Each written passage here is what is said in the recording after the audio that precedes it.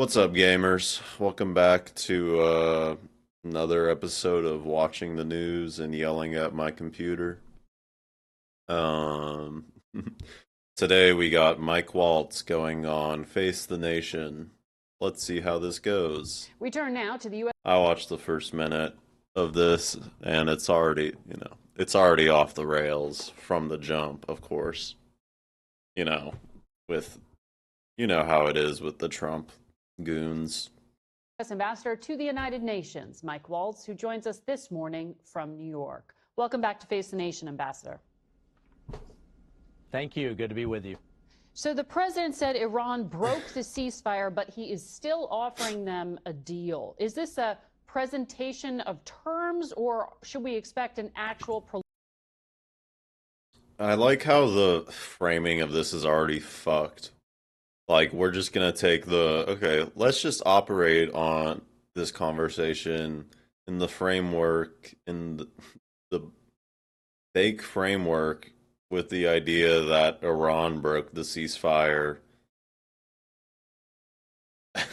you know, and the president is the one,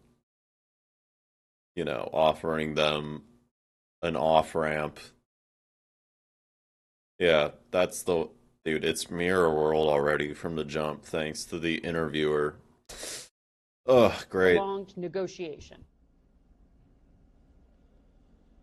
Well, I think this will be a continuation of the terms that the vice president offered a week ago.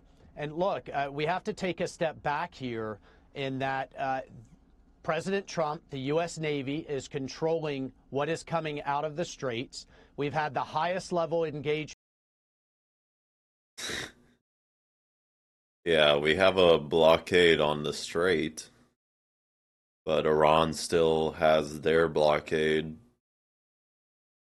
still can control what goes in and out of the strait, which means no Western tankers. In the history of the Iranian regime, with the vice president leading, we have historic ceasefire talks going on between the Israelis and the Lebanese. The markets are up. Oil prices are relatively stable. The Iranian economy is devastated, and they've never been, I can tell you here at the United Nations, they've never been more diplomatically isolated. So The prices are up. What was Iranian regime, with the vice president leading, we have historic ceasefire talks going on between the Israelis and the Lebanese. The markets are up. Oil prices are... Oh my God. Ugh, Iran really did blunder by, putting out that statement about the strait being open under their ceasefire demands, or in accordance with the ceasefire conditions. Because now this guy can just go on TV. That's technically not a lie. Yeah, the markets are up, but that's because the markets closed on Friday. They'll crash Monday if they don't uh figure out something. If the US doesn't, uh what's the word? Compromise or give any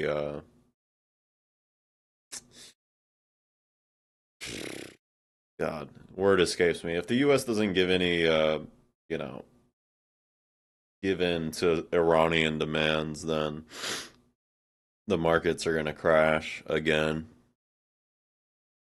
are relatively stable. The Iranian economy is devastated, and they've never been, I can tell you here at the United Nations, they've never been more diplomatically isolated. So,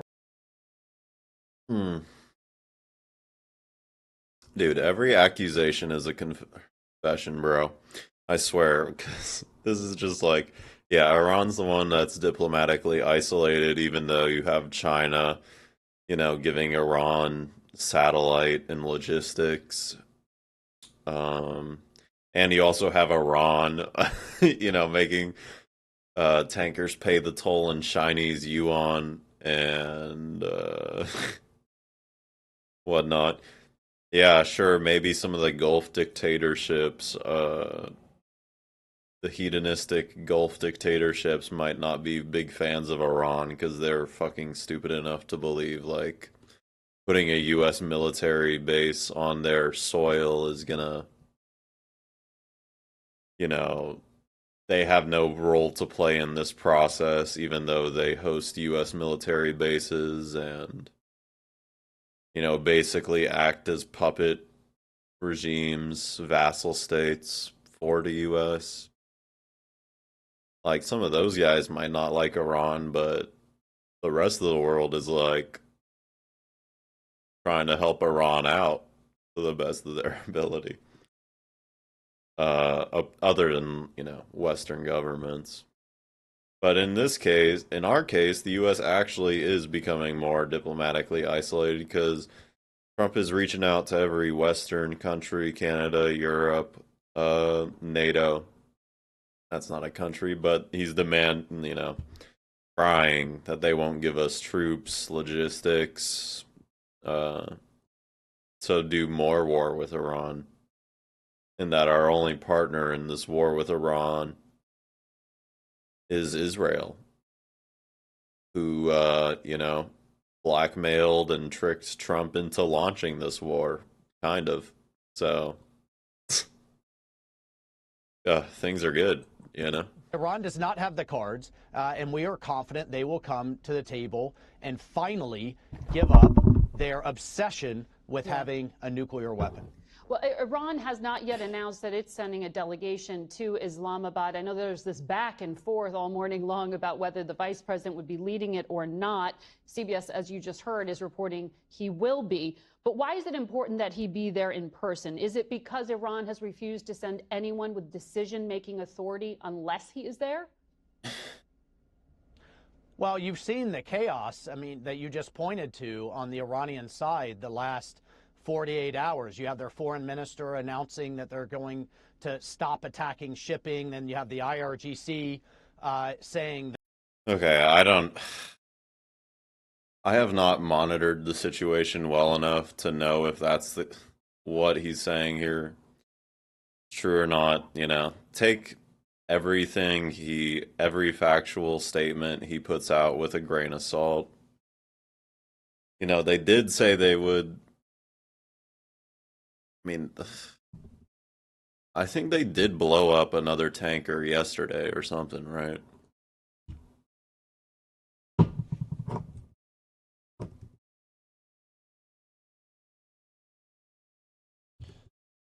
Maybe I got misinformed. Yeah, okay.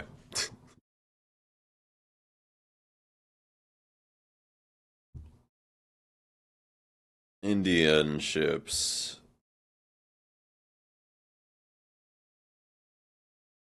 Or something. Whatever. Yeah, so it's closed again. He's lying here. That they will, and then doing so, as President Trump pointed out. It's like, okay. Saying that they will, and then doing so. Well, you've seen the chaos, that you just pointed to on the Iranian side the last 48 hours. You have their foreign minister announcing that they're going to stop attacking shipping. I don't think he said that. Saying he didn't. I don't think he said that, probably. That they will, and then doing so, as maybe he did. I don't know. President Trump pointed out, an absolute violation. So the Iranian side. It's not a violation, bro. Because you're not holding up, the U.S. isn't holding up their end of the ceasefire. They're blockading, the U.S. can't, whatever. They're blockading the blockade I imagine, was not part of the negotiations as a thing that Iran would agree to. It's in a bit of chaos. And this is absolutely due to the devastating strikes on their leadership. But I think the vice president leading shows the level of engagement from the U.S. side, that we are absolutely serious. And I, for one, thank God for future generations that we are arresting a problem before it's too late. We're not waiting until the U.S. has no options and Iran has some kind of breakout, which would lead to a nuclear breakout all over the Middle East. Let me follow. What do you mean breakout? Like, what? Yeah, I mean, okay, this is just like, oh yeah, Iran is 2 days away from a nuke for 30 straight years. Yeah. Dude, if they this is like so frustrating to have the same conversation every day. Yeah, anyway. Iran was not trying to build a nuke. They'd never been trying to build a nuke. They've always been trying to do diplomacy and integrate with Western markets, capitalist markets. The IRGC is representative of the Iranian bourgeoisie and, professional class, more so than the workers or the Iranian government. I mean, be more precise, I guess. And yeah, they've been trying to do diplomacy with the West, but just have sovereignty over their natural resources. That's the main difference here. They've been trying to integrate. Follow up on what you just said. They haven't been trying to build a nuke to start a nuclear war or whatever. If anybody is, if there's one country that's the most dangerous armed with nukes, or that would be, there's one country that shouldn't have nukes, it's Israel, the genocidal apartheid state that is in the Führer bunker stage of its fascist evolution, where it knows that, its land grabs and Lebensraum campaigns are currently operating on borrowed time because the U.S. public no longer, the Western public in general, sees through the BS that's said about Israel now, and the defenses, and soon, by the next presidential election, Israel will be getting conditional aid if they get any aid at all from the U.S. And it will be, probably forced into the path of integration by the next U.S. presidential election. So right now, the Nazis in control of the state of Israel, which also represent a majority of the Israeli public, are doing their best to grab as much land as possible and, sabotage any ceasefire negotiations. But yeah, that's that. Because that's important. And the U.S. Congress is totally complicit and participating in this genocide. We just passed another didn't we just pass another $15 billion in weapons, just giving some more weapons to Israel.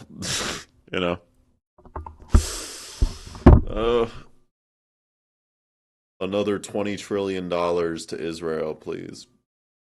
How that is, the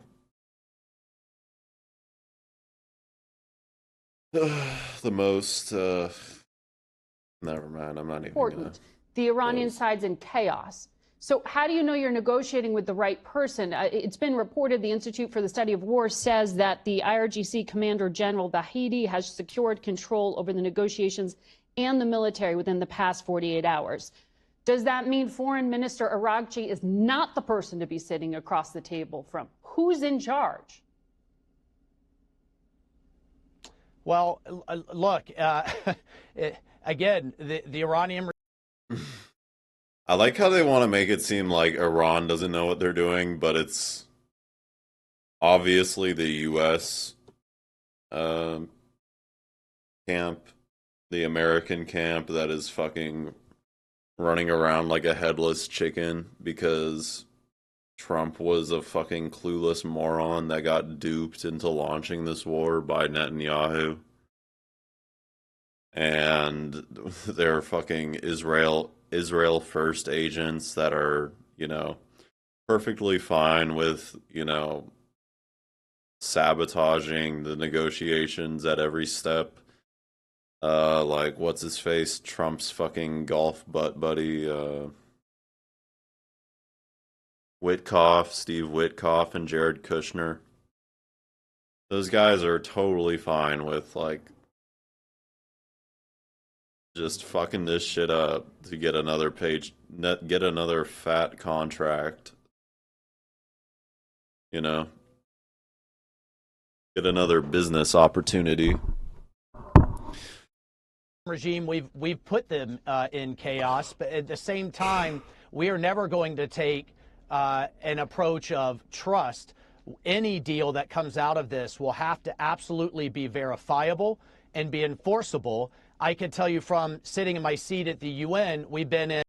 Bro, it's so stupid too. It's like, you can't trust the Iranians, even though we were the ones that have been killing their negotiators and bombing them in the middle of negotiations, engaging in perfidy, and also lying about what we are doing throughout every step of this process.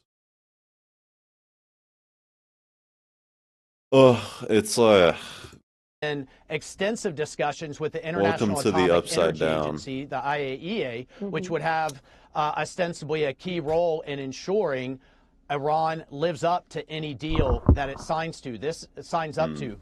There is no trust on this side. There is verified and enforceable provisions that are on the table from the U.S. to ensure they never have a nuke. Okay, that's important. Wow. In terms of Trump literally said yesterday, like, Iran's already agreed to no nukes. Like, he was already. Like, Trump was already messaging Iran is already agreed and ensured and totally agreed to give up all their nuclear. They never had any nuclear ambitions in the first place. At least the previous Iranian leadership didn't. But we killed those guys. So I don't know how the new leadership feels. They'd be kind of dumb, in my opinion, not to get a nuke. But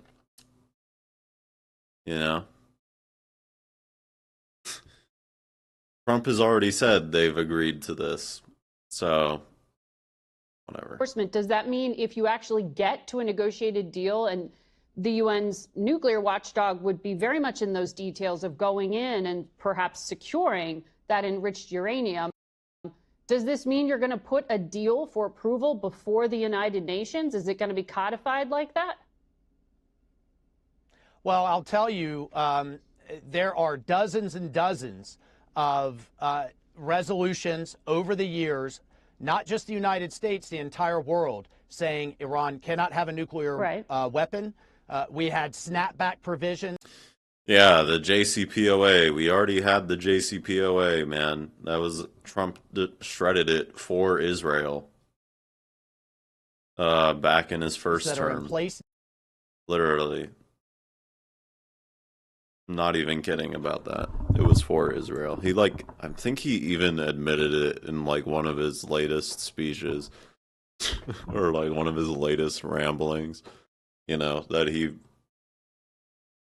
destroyed the JCPOA on behalf of Israel. Now for global sanctions, and that Iran could not enrich. So anything that would change those resolutions would then need to come back before. But let's not get ahead of ourselves. Let's see if the Iranians actually sign up to a very reasonable offer that is sitting on the table from the United States, which is an off-ramp from them, and also will ensure the region, the United States, Europe, and the world is never threatened by a regime with its hand on a nuclear button. Okay, so Says the guy representing the country that just threatened to wipe an entire, to the, wipe, to nuke Iran and to wipe the civilization, and a civilization will die tonight. Coming from the guy whose president said that last week, yeah, that's rich, you know.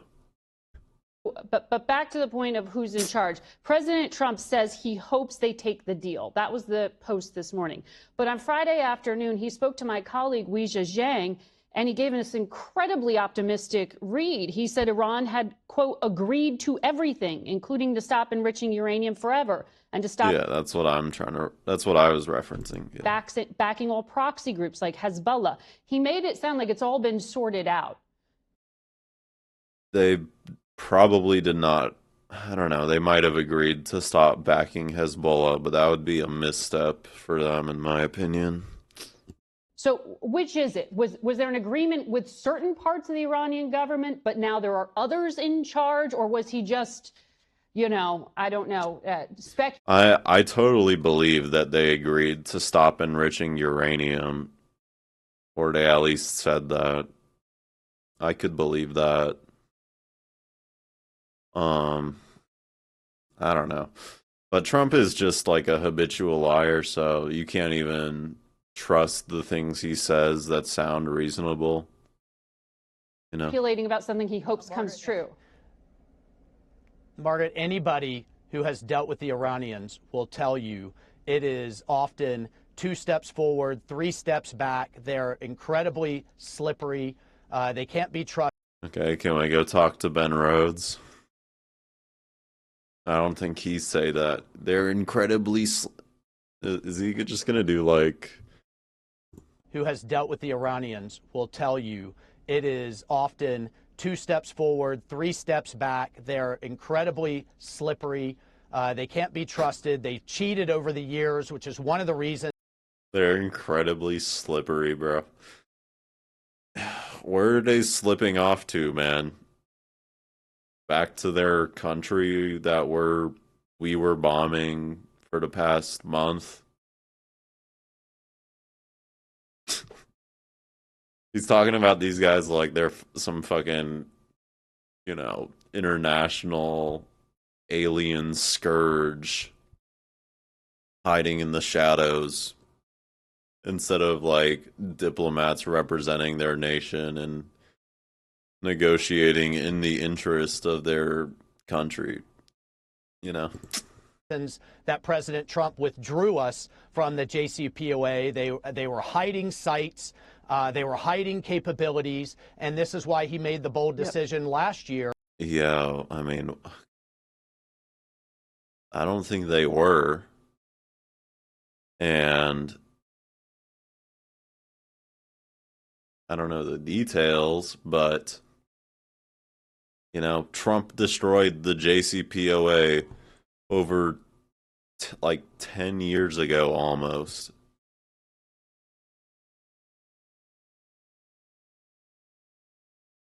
Yeah. Well, 9 years ago.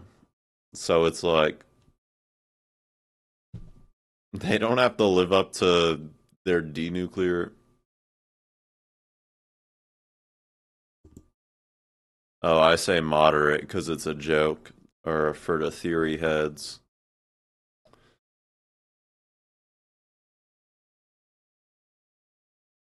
Welcome in. An Operation Midnight Hammer to just end it. I need to figure out how to get the chat on my screen. We have to take the perspective that we're not waiting, we're not trusting. We are reducing their capabilities. Their military's in shambles. Their missile program is in shambles. And now, hopefully, diplomatically, they will do it the easy way rather than the hard way of finally giving up on this illegal ambition. The Defense Intelligence Agency told Congress this past week Iran has thousands of missiles and one-way attack drones that can still threaten the United States. So there's still a threat in certain ways. General Kane said on Thursday the U.S. is going to pursue Iranian-flagged vessels or any vessel providing support, including those carrying Iranian oil. Beijing's the top customer. Are you going to start boarding vessels headed to China? When do these operate? Oh, I don't. The moderate label also, like, you know, because there's no political education in the U.S., like, people don't even understand what their their position in the world, or like what government can deliver for them, or and should be delivering for them. You know, they assume like the bare minimum is like radical leftism, or like radical ultra communism or whatever, you know? Or that's how a lot of Americans like see politics. So just labeling myself as a moderate is I don't know, something like people should maybe get, like, I in the future I hope to be considered a moderate. Right now I'm not. I would not be considered a moderate by the majority of Americans. Um but yeah. Operations begin? Well, I'm not going to get into operational timelines, but I'll tell you, all options are on the table. The president's prepared to escalate, to de-escalate. He means it when he said nothing that benefits Iran is coming out of the Straits. And then on top of that, Secretary Bessent announced Operation Economic Fury, where we are prepared to put secondary sanctions on banks who are transacting in illegal Iranian oil dollars. So we are truly putting maximum pressure on every aspect of the Iranian economy. Yeah. This is gonna change a lot, bro.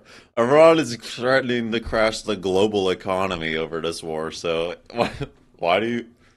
Oh, it's so dumb. Like, how does anybody think like economic pressure on Iran is gonna do them in when we've been bombing their civilian infrastructure for the past month? Um, like, yeah, they've still been having trade and a somewhat functioning civilian life, but you know, like Iran's ace here is crashing the global economy and making the U.S. suffer by closing the Strait of Hormuz, lighting Middle Eastern oil fields on fire, destroying the petrodollar, and now we're like, oh, and we've also been already doing economic warfare to them for I don't know how decades with the sanctions. Um, and so it's just like so dumb. Like, anybody with a functioning brain or basic knowledge of the situation or basic reading, like me, of the situation in Iran already knows this talking point about how this economic pressure is gonna bring them to heel is fucking bullshit. Like, wow, great, bro. We're really gonna crash we're gonna starve the Iranian economy, and that's gonna change things. As if we haven't been trying to starve the Iranian economy already. And at some point, they are going to see some level of common sense and pragmatism and say enough is enough with this new. I mean, unless they think they can just make this into a, you know, a standoff of attrition. Unless that's maybe a way this goes. The US thinks they can just starve out the Iranian government. I don't think that's really going to work, though.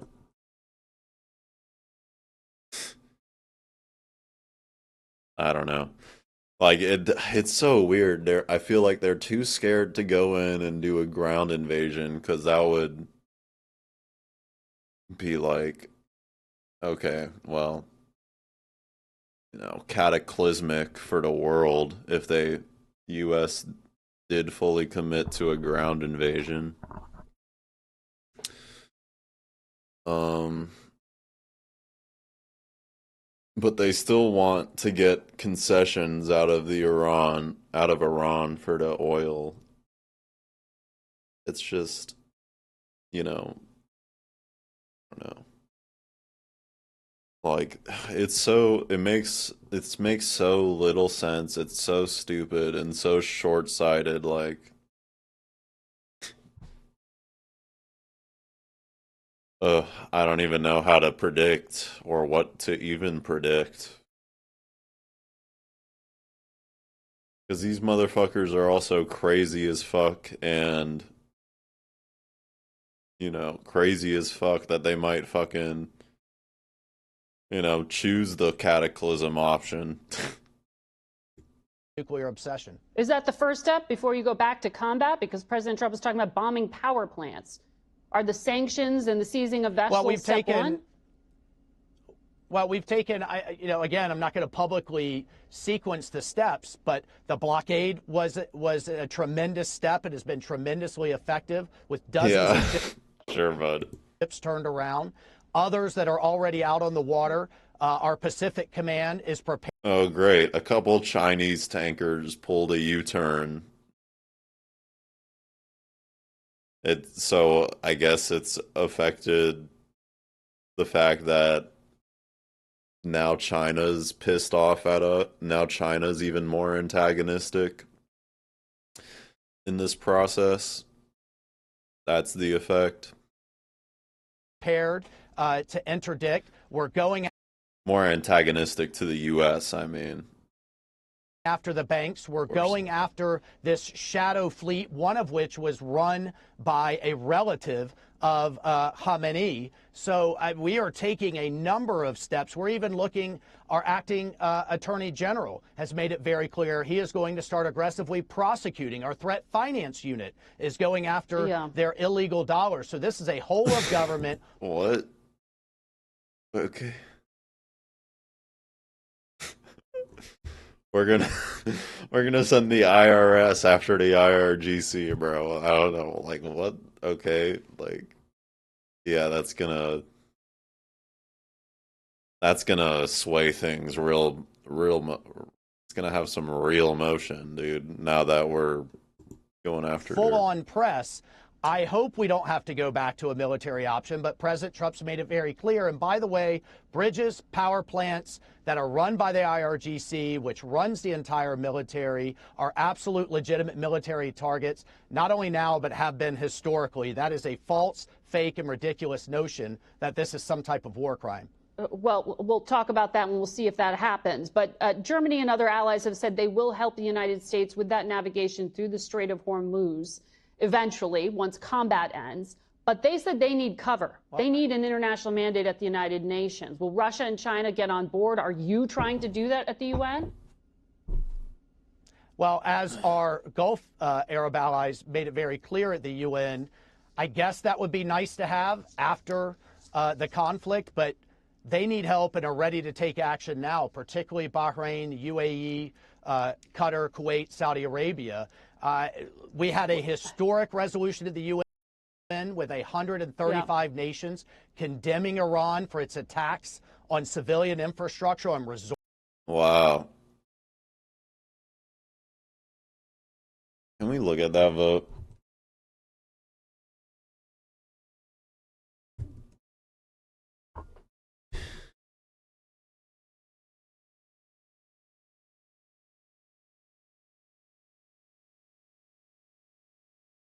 Who? Danny Danon. Israel welcomes message. Okay, how did this is the thing he's talking about?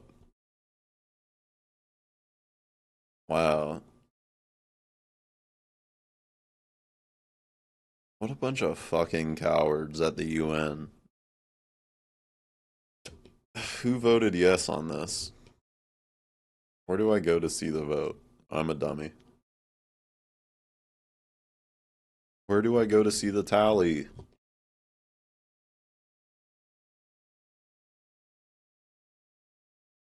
of live coverage. I'm glad Israel was heard, though. Thank God Danny Dannon got his fucking voice out there.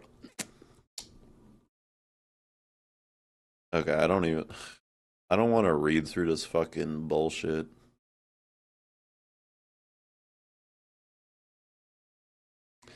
140 member states co-sponsored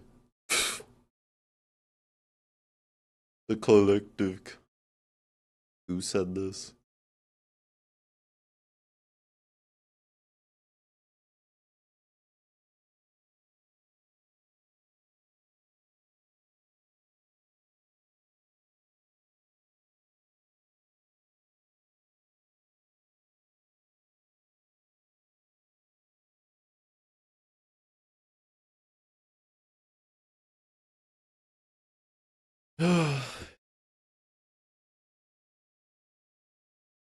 Are people in the like it's so hard to tell or if like the people at the United Nations, like, are they all compromised to like such a degree that they just have to give these cowardly votes and capitulate to like whatever the US demands are whenever like meaningless resolutions like this come up so that the US can do some bullshit propaganda play about how it was so bad that Iran attacked, US bases that were being used as, you know, operating grounds and surveillance sites against Iran, forward. Like, what? Anyway, yeah. Can I see the vote? Is it on Wikipedia?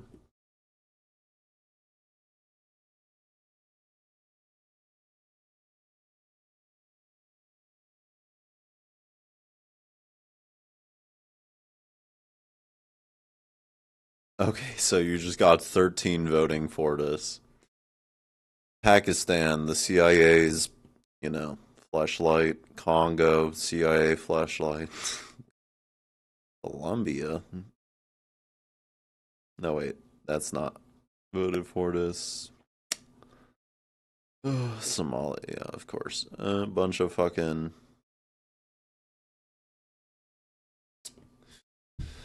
I don't see too many truly sovereign states voting for this anyway. Anyway, that doesn't really matter. Resorts, civilian airports, ports, shipping. That was truly tremendous. It's disappointing. The Russians and Chinese chose to side with Iran rather than our Gulf Arab allies And you still freedom lifted of sanctions navigation. on Russia. But you're going to see. And you still, yeah. Yeah, the oil shocks were getting out of control, sweetie. We had to lift sanctions on Russia while still helping Ukraine fight them in Ukraine. Don't you know the gas prices matter more? Yeah, you're going to see continued action this coming week. The entire world is united that a country cannot hold an international waterway and cannot hold the world's economies hostage because it has a conflict with another country. You don't see that in the Straits of Gibraltar, the Bering Strait, the Straits of Malacca, or any other international waterway. Iran is absolutely in the wrong here from a legal, diplomatic, and economic standpoint. Let me ask you about Yeah, totally. Fuck you. Lebanon. President Trump posted Friday that, quote, Israel will not be bombing Lebanon any longer. They are prohibited from doing so by the USA. Enough is enough. How is the U.S. prohibiting ally Israel from bombing in Lebanon? And what is the United States doing to confiscate weapons from? Hold on. Let me see if Israel dropped some. Is there any, recent reporting out of Lebanon about Israel's bombing campaigns? Oh, great. They're Gazifying southern Lebanon. It's disgusting.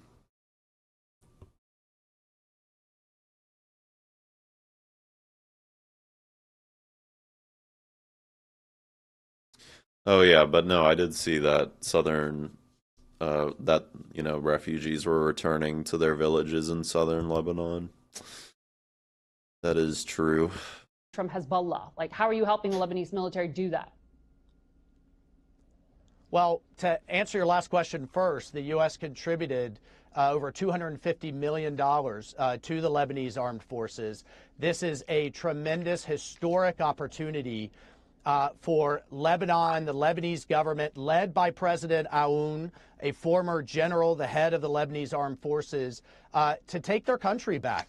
Finally, with Iran on its back foot and militarily devastated, with Syria in a much better place with the fall of the Assad regime and the effective diplomacy that we've had there, and from the pager and beeper operation to Yeah, a terrorist attack that even like a former CIA head condemned as being potentially one of the most dangerous precedent-setting one of the most dangerous precedents to set as as a fucking intelligence organization that you can just, you know, put bombs in a fucking civilian supply line and then fucking just decide to detonate that shit and kill, I forget how many were killed, but, children were killed. Just, try to attempt to assassinate civilian politicians that are part of Hezbollah's political bureau. Other random civilians that might have just gotten a pager from Hezbollah because like nurses I think were, injured, maybe even killed. Like it was so disgusting. now, Hezbollah has never been in a worse place. This is a true moment, and it was a real honor for me to be at the opening of the first Israel-Lebanon talks, first ever. How are you going to prohibit Israel from bombing in modern history? So we have we have diplomacy on the march in a number of places, backed, of course, by military strength. But we have to take a moment to understand the magnitude of what's going on. Ambassador Waltz will be watching to see what happens in the coming days. Thank you for your time this morning.